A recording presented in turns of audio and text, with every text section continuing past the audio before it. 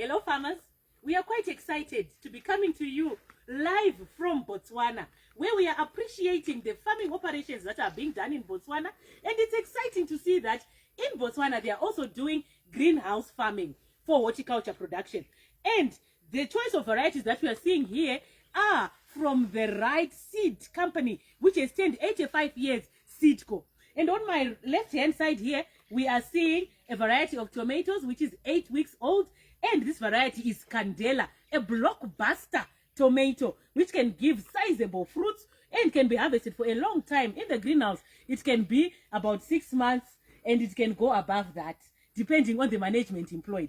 But of interest, we have started on this particular corner because I want to talk about the papers that we are seeing on this row on the end.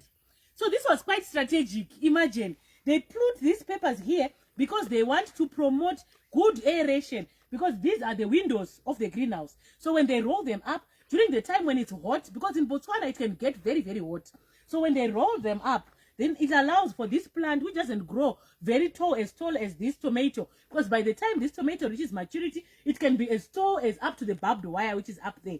So this one will be shorter because the paper doesn't grow tall. So it then allows for aeration to keep coming in. So it's a strategy that they have employed. But of interest is that this greenhouse is quite sizable. Imagine, it's about 7,200 square meters. So it's quite commendable. So please, let's hear more insights from DK, the agronomy manager for SeedCo Botswana. Dumelang DK. Dumelang. Likai. Thank you very much, Madam Wendy. Like you just said that this is a very massive production and controlled environment. Yep. We say greenhouse is a new technology in Botswana, which is very good in terms of doing off-season crops. Like currently now we are in the middle of winter in Botswana, and having this kind of crop that we are seeing that from now we are talking about a month from now we'll be having some very good fruits of tomato here, which are very quality. So it means greenhouse comes handy in terms of making sure that there is production all year round. Like this side. Oh yes, come through and see the peppers. Yeah, actually this is the one that turns red. It's a very good pepper in terms of size, very good one. Candela, the beauty about Candela, Madam Wendy, is that it's a very good sizable tomato, and it's very firm. Very firm and very good in terms of high bricks content. In terms of transportation, it's transportation friendly. So it means if you harvest it, take it to the market, there is less damage on it, on the fruit, because it's a firm fruit, very good shelf life. And the beauty it has a high bricks content as well. Maybe we can actually walk. But before we do so, so on this end you heard that they have red paper, which is Hackles, and here we have on this side Springbok, which is the yellow one. So we have all the varieties in here, and you are seeing the greenhouse. You're going to be shocked. It's a beautiful green thicket that you are seeing here. Go ahead, DK, while we make our way to the back. One thing that farmers must take note of in this greenhouse, look at that, is cleanness, hygiene. In between the rows, are you seeing? It's very we clean, can come down clean, and you can appreciate when you have done the cleanliness. When you have done this in your farm, you know very well that in terms of controls, your weed, your diseases, your pests, they are fully under control. Indeed. So you minimize those build up, and you will have a very healthy crop.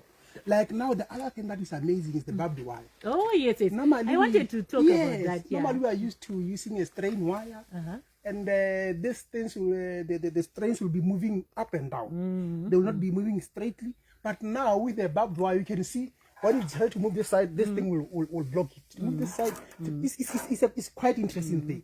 It's one of the things that the farmer have done in this greenhouse that is quite interesting, that one can copy for the greenhouse so that they can as well benefit from this. Indeed. Yeah. So allow me, DK, to put a bit of technical information about the management of this particular crop, looking at what they are doing on a weekly basis. So they have a structured fertigation program that they are following. But then every farmer should be guided by a fertigation program that speaks to the needs of the particular crop, particularly aligning to the soils that they have.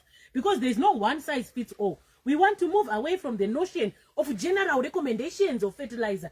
We want our farmers to understand that you need a customized fertilizer recommendation that speaks to your unique needs and the unique needs of the crop that you will have established.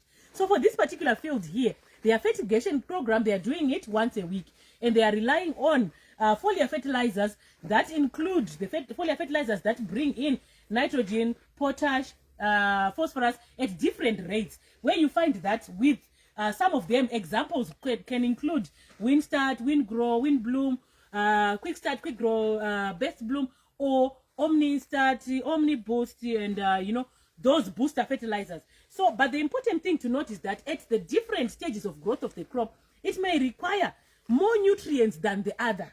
So you find that soon after transplanting, this is a 7-week-old crop.